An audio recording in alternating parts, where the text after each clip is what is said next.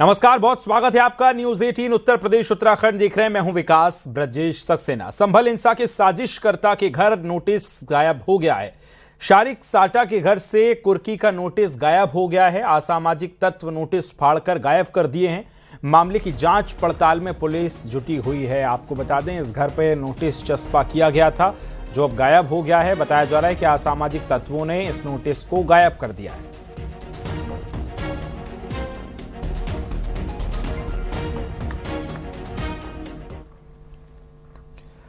हरदोई के बेनीगंज कोतवाली क्षेत्र में 33 साल के वीरेन की गोली मारकर हत्या कर दी गई। उसका खून से लथपथ शव हांस बरौली गांव के पास नाले में मिला। मौके से चप्पल, गमछा और भाभी जान लिखा कागज बरामद हुआ है। वीरेंद्र पहले हत्या के मामले में जेल जा चुका था और 2 महीने पहले ही रिहा हुआ था। एसपी ने विशेष टीम बनाकर मामले की जांच शुरू कर दी है।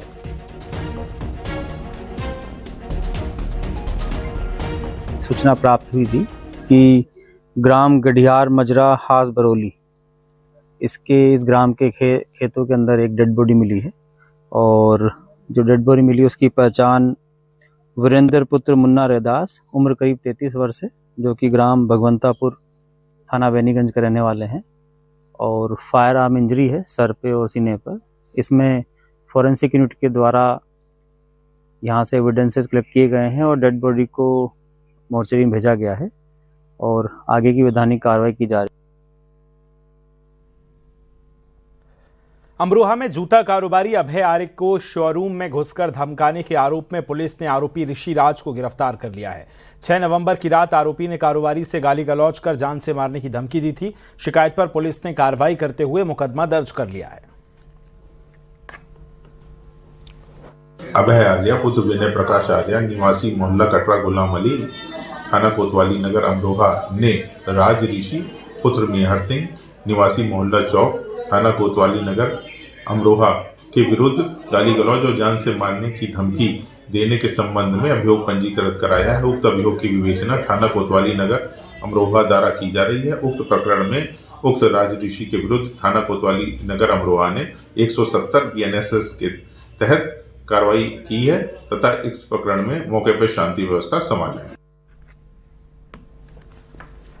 कानपुर देहात से खबर है, जहां आटा चक्की में अचानक ब्लास्ट हुआ है। आटा चक्की का पत्थर टूटने से एक की मौत हो गई। 16 साल के मोहित की दर्दनाक मौत हुई है। आटा पिसवाने ये नाबालिग आया हुआ था, इस दौरान इसकी मौत हुई है। तस्वीरें आप देख रहे हैं किस तरह से इसकी चपेट में आया है और इसकी मौत हो गई है। आटा पिसवाने के लिए वहां पहुंचा था।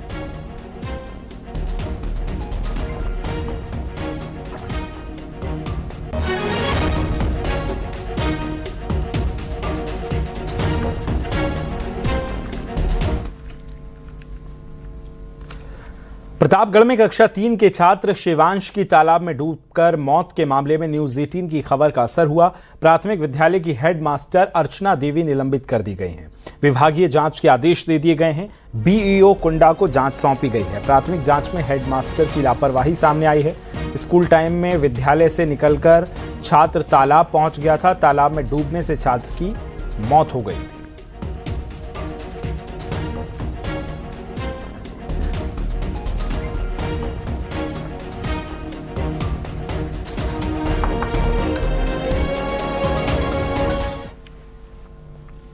हरदोई में पुलिस कस्टडी से फरार लड़के का शव रेलवे ट्रैक पर मिला है, जिसके बाद पुलिस ने शव को कब्जे में लेकर पोस्टमार्टम के लिए भेज दिया है। बताया जा रहा है कि कुछ दिन पहले लड़के के खिलाफ 2 मुकदमे दर्ज किए गए थे। पुलिस ने उसे गिरफ्तार किया, जिसके बाद लड़का पुलिस कस्टडी से किसी तरह भाग निकला। वहीं परिजन ने पुलिस पर एनकाउंटर कर शव फेंकने का आरोप लगाया। फिलहाल सीओ ने सभी पहलुओं से जांच करने का आश्वासन दिया है।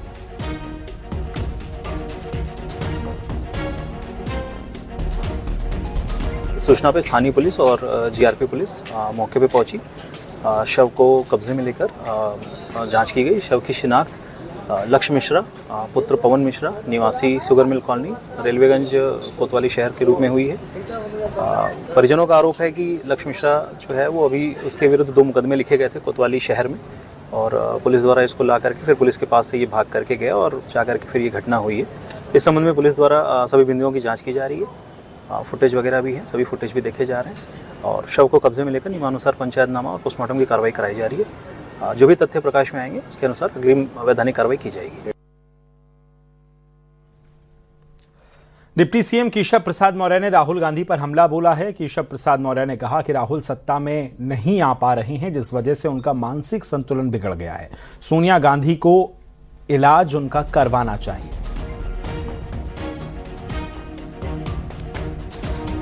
मानसिक रूप से सत्ता के बिना बीमार हो चुके हैं। श्रीमती सोनिया गांधी जी को इनका बढ़िया से कहीं इलाज कराना चाहिए। 1 वर्ष पहले हरियाणा का चुनाव हुआ और हरियाणा चुनाव के बारे में किसी को कुछ कहना होता है तो 1 महीने, 2 महीने, 3 महीने में कह सकता था।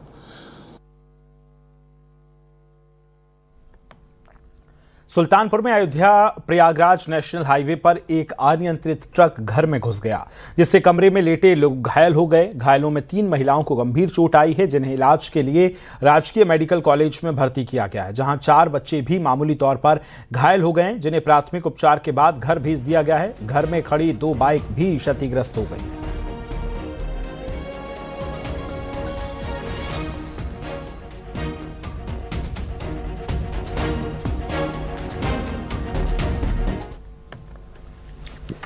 पीलीभीत के पूरनपुर कोतवाली क्षेत्र के गांव अभयपुर जगतपुर में गन्ने की फसल जलाए जाने का मामला तूल पकड़ता जा रहा है। गांव की रहने वाली शकुंतला देवी समेत 5 लोगों ने कोतवाली पहुंचकर पुलिस को शिकायत पत्र सौंपा। पड़ोसी काश्तकार पर बेटे के साथ मिलकर कई बार फसल जलाने का आरोप है। पीड़ित परिवार ने चेतावनी दी है कि अगर न्याय नहीं मिला तो आत्मदाह करेंगे।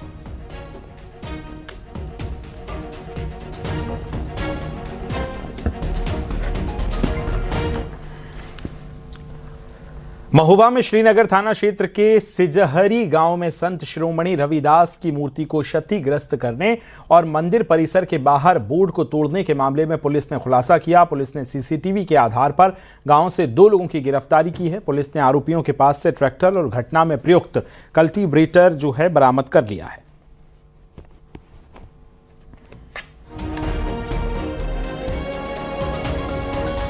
पुलिस टीम और एसओजी के सहयोग से 2 अभियुक्तों को 24 घंटे के अंदर प्रकाश में लाया गया है। उनको गिरफ्तार करके न्यायिक अभिरक्षा में भेजा जा रहा है। मंदिर के पास लगे बोर्ड को हटाने में जिस ट्रैक्टर और कल्टीवेटर का प्रयोग किया गया था, उसको भी बरामद कर लिया गया है। इस घटना में और अन्य लोग जो भी संलिप्त होंगे, उनके विरुद्ध कठोर कार्रवाई की जाएगी। खबर प्रतापगढ़ से है, जहां वकील रुद्र हत्याकांड में फरार 50,000 का इनामी सौरभ को पुलिस ने गिरफ्तार कर लिया है। सांगीपुर थाना क्षेत्र से गिरफ्तारी की गई है। 22 अक्टूबर को जमीनी रंजिश को लेकर 2 पक्षों में मारपीट हुई थी। दबंगों के हमले में वकील समेत 3 लोग घायल हो गए थे। इलाज के दौरान वकील रुद्र पांडे की मौत हो गई थी। इसके बाद पुलिस ने 6 आरोपियों के खिलाफ हत्या का मुकदमा दर्ज किया। पुलिस अब वकील हत्याकांड में 4 आरोपियों को गिरफ्तार कर चुकी है।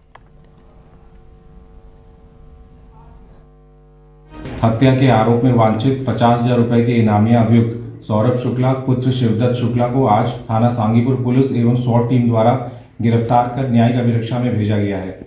इससे पूर्व घटना से संबंधित 3 अभियुक्तों कमल नारायण पांडे, प्रभाकर पांडे एवं देवदत्त शुक्ला को गिरफ्तार कर न्यायिक अभिरक्षा में भेजा जा चुका है। घटना में वांछित अन्य अभियुक्तों की गिरफ्तारी हेतु लगातार प्रयास किया जा रहा है। सभी को शीघ्र गिरफ्तार कर अग्रिम विधिक कार्रवाई की जाएगी।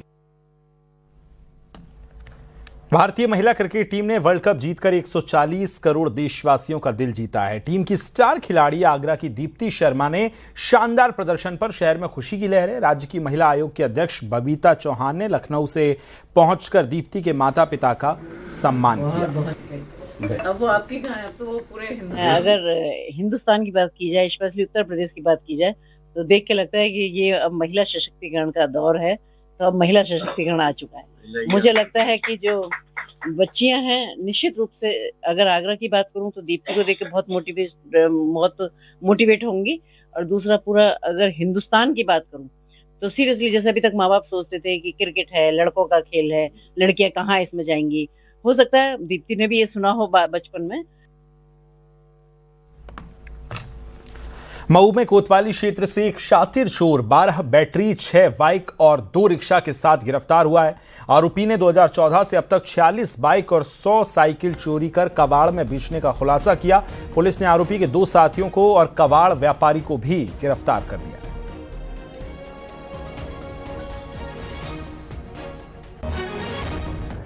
उनके कब्जे से 2 ऑटो रिक्शा, 6 मोटरसाइकिल व 12 बैटरी बरामद की गई है। पूछताछ करने पर बताया, एक का देवदत्त गिरी अपना नाम बताया, दूसरे ने कन्हैया राम बताया, तीसरे ने अपना नाम धर्मेंद्र बताया। ये लोग मिल करके आसपास थानों से चोरी करते थे, जिसमें 2 मोटरसाइकिल हमारी कोतवाली के बरामद हुई है, जिसका मुकदमा पंजीकृत है। 2 ऑटो रिक्शा बरामद हुआ है। एक के आरज़ू है मेरी तुम गुजारा करो, ये जिंदगी फूल की जिंदगी की तरह, तुझको शोहरत मिले गुले गुल की तरह, और खुशियाँ मिले ताजगी की तरह, तेरी हर शाम हो मिजले शाम अवध, तेरी हर सुबह सुबह बनारस बने।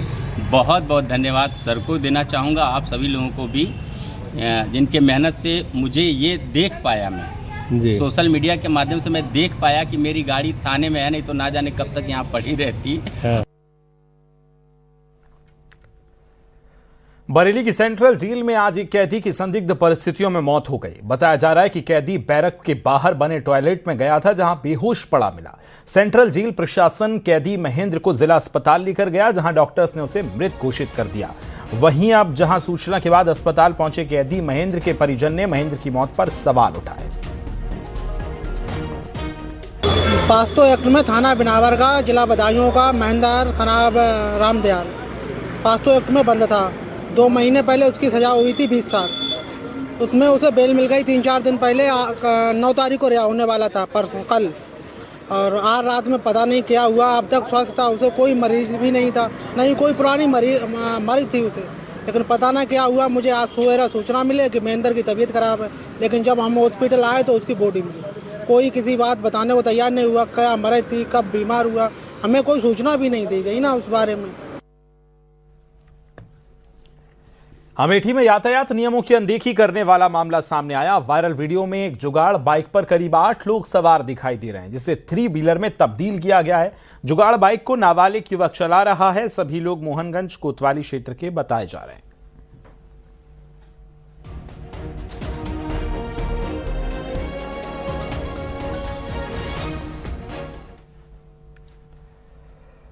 कुशीनगर में जब रात के करीब 1 बजे एक इंसान सड़कों पर भटकता मिला तो पुलिस ने उसे पकड़ लिया, तो ऐसा जवाब मिला कि थाना हंसी से गूंज उठा। बिशनपुरा थाना क्षेत्र के ठाड़ी भर चौराहे पर पुलिस की टीम रात को गश्त कर रही थी। अचानक पुलिस की नजर एक संदिग्ध युवक पर पड़ी, जो धीरे धीरे झोला लेकर कुछ तलाशते हुए जा रहा था।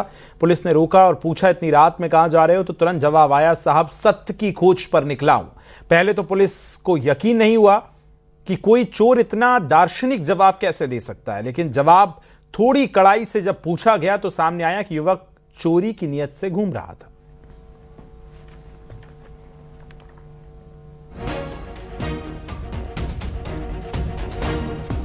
बात है, आप सत्य खोजते रहो और कोई बात नहीं है, ठीक है।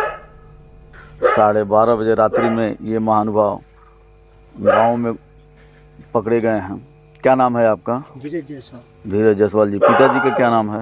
रामनरेश जायसवाल। अच्छा, कहाँ घर है? दुधई घर है। तो यहाँ क्या कर रहे थे? वो आए थे हम सत्य की खोज में। सत्य की खोज में आए थे। ये बेचारे देखिए सत्य की खोज में निकले थे, लोगों के घरों के पीछे घूमते हुए पकड़े गए हैं। घरों के पीछे नहीं घूम गए। हाँ। यूपी एटीएस ने ग्रेटर नोएडा के कासना से फरहान नवी सिद्दीकी को गिरफ्तार किया। आरोपी धार्मिक पुस्तकों के जरिए समाज में वैमनस्य फैलाने का काम कर रहा था। आरोपी फरहान नवी और साथियों ने कई कंपनियां बनाकर विदेश से हवाला के जरिए पैसा मंगाया। करीब 11 करोड़ रुपए से यूपी और पंजाब में मदरसों मस्जिदों के नाम पर जमीन खरीदी गई और आरोप है कि फरहान नवी विदेशी और अवैध बांग्लादेशियों को भी शरण दे रहा था।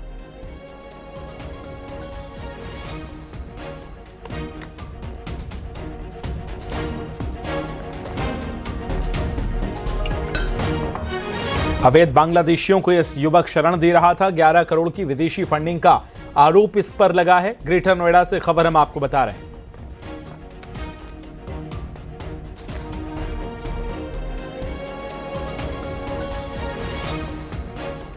खबर को विस्तार देंगे सहयोगी हिमांशु ज्यादा जानकारी के साथ जुड़ गए। हिमांशु, किस तरह से यह हवाला के जरिए विदेश से करोड़ों रुपए का जो लेन देन मिला है, क्या इस युवक की हिस्ट्री है, पूरा जरा विस्तार से बताइए।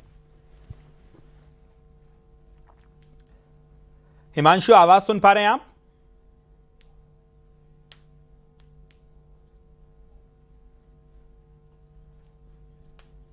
चलिए, लगता है हिमांशु तक आवाज नहीं जा रही है, लेकिन बड़ी खबर ये हम आपको बता रहे हैं ग्रेटर नोएडा से, जहां आरोपी फरहान नबी सिद्दीकी गिरफ्तार किया गया है और करोड़ों की लेन देन का खुलासा हुआ है। धार्मिक किताबों से नफरत फैलाने का आरोप इस युवक पर लगा है। साथ ही आपको बताएं,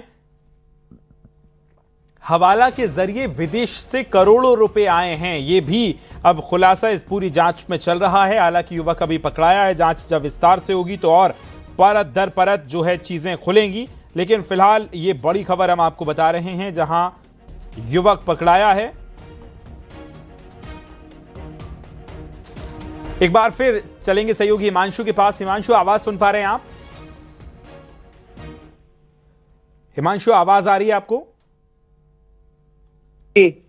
हिमांशु, ये लाखों करोड़ों रुपए के लेन देन का ये जो पूरा खुलासा हुआ है, इसकी हिस्ट्री क्या है और किस तरह से ये अपना जो विदेशी फंडिंग है वो भी ले रहा था, क्या हिस्ट्री है इस युवक की?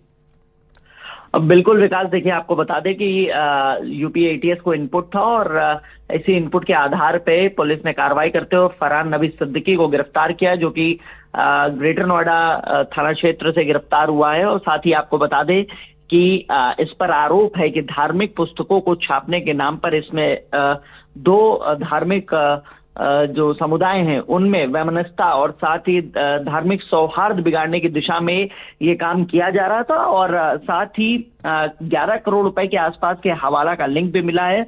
और सबसे चौंकाने वाली बात यही है कि आपको बता दें, ये यहाँ पर लंबे वक्त से काम कर रहा था। हालांकि अब इसकी कुंडली यूपी एटीएस खंगाल ली है। साथ ही जो अन्य लोग जुड़े हुए हैं उनकी भी डिटेल्स यूपी एटीएस खंगालने में जुटा हुआ है। और जिस तरीके से ये ग्रेटर नोएडा के कासना थाना क्षेत्र में यहाँ पर एक अपनी इस्तांबुल इंटरनेशनल प्राइवेट लिमिटेड के नाम से एक कंपनी भी चला रहा था। अब इसके तमाम ट्रांजैक्शंस को भी देखा जाएगा, क्योंकि बताया जा रहा है 11 करोड़ के आसपास का ये लेन देन है। और इन पैसों की मदद से अमरोहा और पंजाब के राज्यों में मदरसा और मस्जिदों के साथ साथ कंपनी के नाम पर जमीन खरीदी गई है, इसकी भी अब तस्दीक की जा रही है। और साथ ही जो डॉक्यूमेंट्स है उनको कब्जे में ले रहा है यूपी एटीएस।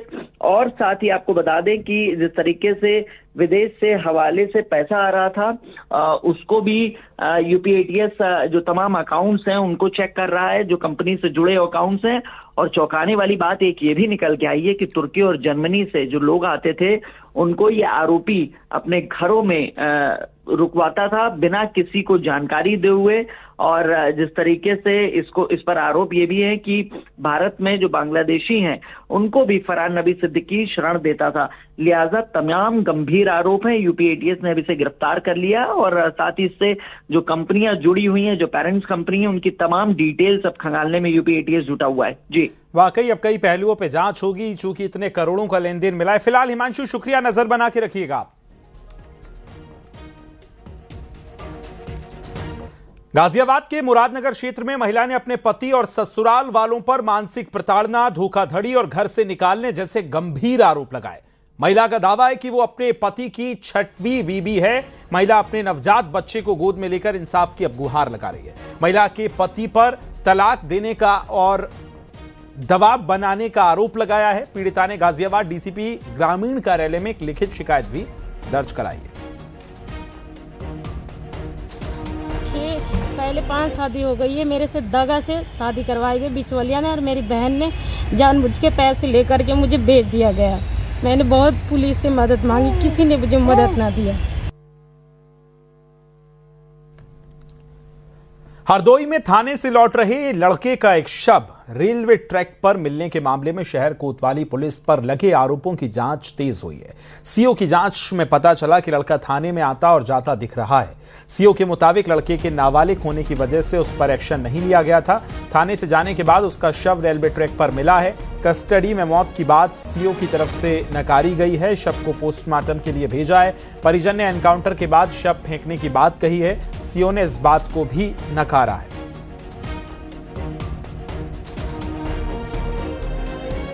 लक्ष्य मिश्रा अपने एक पड़ोसी के साथ थाना कोतवाली शहर पर आया अपने पिता से मिलने। चूँकि लक्ष्य मिश्रा के परिजनों द्वारा पुलिस को अवगत कराया गया था कि लक्ष्य नाबालिग है व उसका मानसिक संतुलन ठीक नहीं है, जिसका इलाज चल रहा है। इस वजह से थाना कोतवाली शहर पुलिस द्वारा तत्समय लक्ष्य के विरुद्ध कार्रवाई नहीं की गई, जिसके उपरांत लक्ष्य थाने से चला गया। लक्ष्य के थाने पे आने व जाने के सीसीटीवी फुटेज प्राप्त हैं। अब तक की जांच में और सभी संकलित साक्ष्यों के आधार पर लक्ष्य मिश्रा के साथ रनओवर होकर आत्महत्या या एक्सीडेंट के तथ्य प्रकाश में आ रहे हैं। गोरखपुर में बन रहे पहले 6 लेन फ्लाईओवर का काम मुख्यमंत्री योगी आदित्यनाथ के निरीक्षण के दौरान 72% पूरा हो गया था। उन्होंने निर्माण की धीमी गति पर नाराजगी जताई थी और सुरक्षा मानकों का पालन सुनिश्चित करने को कहा था। सड़क का पीडब्ल्यूडी द्वारा स्मूथ बनाने और नालों को सही निर्माण पर जोर दिया गया है। सीएम योगी के निरीक्षण के बाद काम में तेजी देखने को मिल रही है। से लेकर ट्रांसपोर्ट नगर तक जो हमारा रास्ता जाता है उस पर ये 6 लेन फ्लाईओवर है और ये इसके नीचे भी 6 लेन रोड चलेगी, ऊपर भी 6 लेन है और देवरिया बाईपास रोड पे भी ये उस साइड भी फ्लाईओवर से आप नीचे उतर सकते हैं। तो इसका जो पूरा पार्ट है, जो स्ट्रेट पार्ट है, जो आप बोल रहे हैं कि जनवरी तक टाइमलाइन है, तो पूरी कोशिश यही है कि वो जनवरी में हम खत्म कर लें। मुख्यमंत्री योगी आदित्यनाथ के सख्ती के बाद गोरखपुर में चल रहे विकास कार्यों के गति में तेजी आई है और इसी कड़ी में गोरखपुर जिले के जो पहला 6 लेन फ्लाईओवर बन रहा है उस पे भी अब तेजी से काम हो रहा है। जिस दिन मुख्यमंत्री ने निरीक्षण किया था उस दिन इस पे 72% काम पूरा हो चुका था और 28% काम बाकी था। हालांकि जो इसकी डेडलाइन है वो जनवरी 26 में इसको हैंडओवर हो जाना है, यानी कि फरवरी 26 में इसका लोकार्पण होने की डेडलाइन रखी गई है। इस हिसाब से 28% काम बाकी होने पे मुख्यमंत्री ने नाराजगी व्यक्त की थी, जिसके बाद कामों में तेजी आई है और अब तेजी से इस प्रोजेक्ट को पूरा किया जा रहा है। नोएडा के फेज 2 थाना क्षेत्र में चाकू मारकर हत्या का मामला सामने आया। आरोपी सोनू ने पत्नी से अवैध संबंध के शक में गोलू की हत्या कर दी। बहस के दौरान सोनू ने गोलू की मौत के घाट उतारा है और पुलिस ने 8 घंटे में आरोपी को गिरफ्तार कर हत्या में इस्तेमाल चाकू, खून से सनी जैकेट बरामद कर ली है।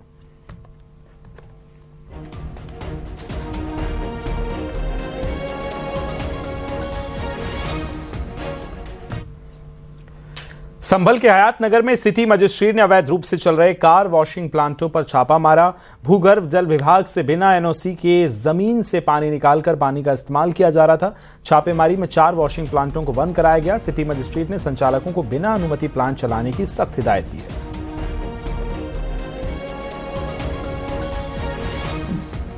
बाइक वॉशिंग जो प्लांट्स लगे हुए हैं उनके द्वारा हजारों लीटर पानी प्रतिदिन का इस्तेमाल किया जाता है। उनसे पूछा गया तो उनके पास भूगर्भ जल विभाग द्वारा जारी जो एनओसी होती है वो उनके पास उपलब्ध नहीं थी और न ही जब मीटर होता है जो पानी कितना इस्तेमाल किया जाता है वो भी नहीं लगवाया गया था उनके द्वारा। तो 3-4 वॉशिंग प्लांट जो है या आपके कार बाइक वाले उसको बंद करा दिया गया है तथा उनको निर्देशित कर दिया गया, उनको अवगत भी करा दिया गया है कि भूगर्भ जल विभाग जिसका कार्यालय है मुरादाबाद में है।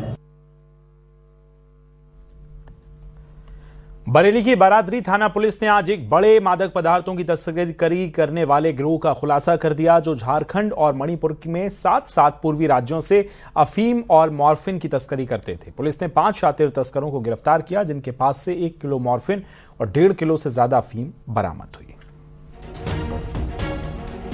इसमें 2 व्यक्तियों को, 2 अभियुक्तों को गिरफ्तार किया गया है। इनके नाम इस प्रकार हैं। भूपराम पुत्र हरिराम, ये थाना भमोरा का रहने वाला है, और दूसरा व्यक्ति है प्रमोद पुत्र रामपाल, ये भी थाना भमोरा के अंतर्गत एक गांव पड़ता है ताजपुर, वहीं का रहने वाला है। इन दोनों को 1 किलो 11 ग्राम मॉर्फिन के साथ में इनको गिरफ्तार किया गया है। इनके पास से ये बरामद हुई है और जो मॉर्फिन बरामद हुई है इसकी अंतर्राष्ट्रीय बाजार में कीमत लगभग 1 करोड़ रुपए है। आगरा में किसान नेता मुकेश डागुर और किरावली एसडीएम नीलम तिवारी के बीच बाजरा के मूल्य को लेकर तीखी बहस हुई। किसान नेता ने अछनेरा मंडी में बाजरा और धान के दामों को लेकर प्रदर्शन किया था। प्रशासन ने प्रदर्शन के बाद उनके खिलाफ कार्रवाई की थी। इसके विरोध में मुकेश डागुर ने फतेहपुर सीकरी में आंदोलन और आत्मदाह की चेतावनी दी। बात कह रहा हूँ और आप झूठ का पक्ष ले रहे हैं, आप झूठ का पक्ष ले रहे हैं, ये तो बेईमानी हो रही है। आप सब के सगे भाई और डिप्टी आरएमओ साहब, मंडी सचिव, नायब तहसीलदार फतेहपुर सीकरी और पत्रकार साहब स्वयं, इन सबकी उपस्थिति में वहां जांच करवाई गई। लगभग 100 किसानों की जांच करवाई गई और 100 किसानों की जांच में एक पहली चीज तो बिल्कुल सीक्वेंस से खरीद पाई गई। दूसरी, छोटे जो काश्तकार जिस पर आरोप लगाता है कि छोटे काश्तकारों का नहीं लिया जा रहा बाजरा, यह भी आरोप गलत पाया गया। और साथ ही साथ वहाँ लगभग 40-50 कृषक मौजूद थे जिनसे वार्ता भी की गई सभी के द्वारा। किसानों द्वारा बताया गया कि नहीं, हम पूरी तरह संतुष्ट हैं, हमारे खरीद में कोई भी अनियमितता नहीं की गई है। वक्त एक बहुत छोटे से ब्रेक का, खबरें लगातार जारी हैं, मुझे दीजिए इजाजत, नमस्कार। आप देख रहे हैं न्यूज़ 18 उत्तर प्रदेश उत्तराखंड। आप देख रहे हैं न्यूज़ 18 उत्तर प्रदेश उत्तराखंड।